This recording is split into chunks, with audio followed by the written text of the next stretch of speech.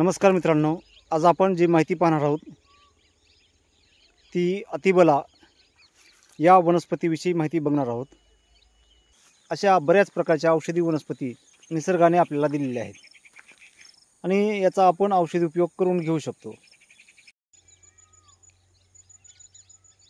ही जी वनस्पती आहे हिला थोरला चिकणा असे म्हणतात किंवा याला अतिबला या नावाने सुद्धा ओळखलं जातं।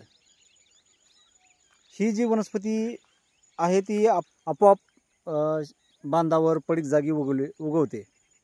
याला लावायची गरज पडत नाही। याचं वाळल्यानंतर बी पडतं आणि ही पडीक जागी किंवा बांधावर उगवते। आपल्याला दिसत असेल इथं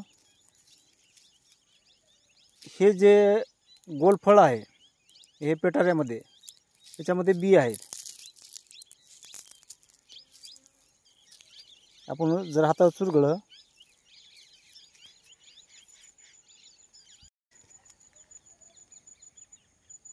हे माझ्या हातावर आपल्याला इथं याचे बी दिसत असेल।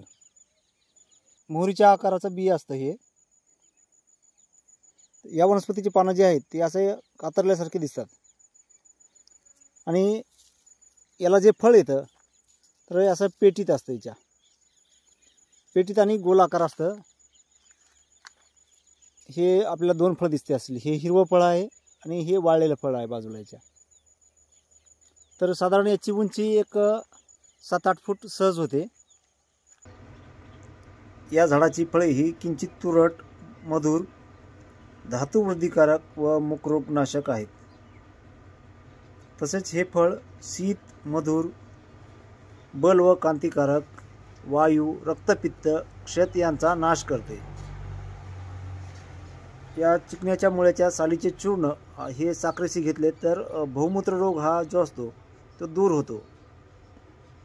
तसेच याचे आणखीन औषधी उपयोग म्हणजे भूतज्वरावर, भूतज्वर म्हणजे जर एखादा व्यक्ती अचानक घाबरला असेल काही कारणामुळे तर त्यावेळेस या चिकण्याचं मूळ विधियुक्त गळ्यात जर बांधलं तर हा दोष लवकर दूर होतो।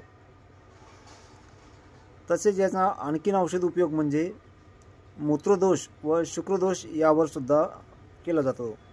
यामध्ये चिकना, हिंग आणि दूध हे एकत्र करून प्यायचं आहे।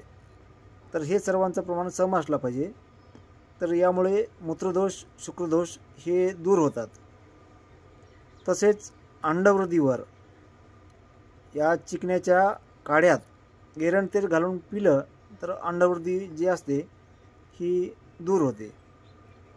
तसेच जर एखाद्याला विंचू चावला असेल तर त्यावेळेस या चिकण्याचं मूळ उघडायचं आणि जिथं दंश झाला असेल त्या ठिकाणी ते लावायचं तर जी आग होते ती खूप लवकर कमी होते। असे याचे औषध उपयोग आहेत।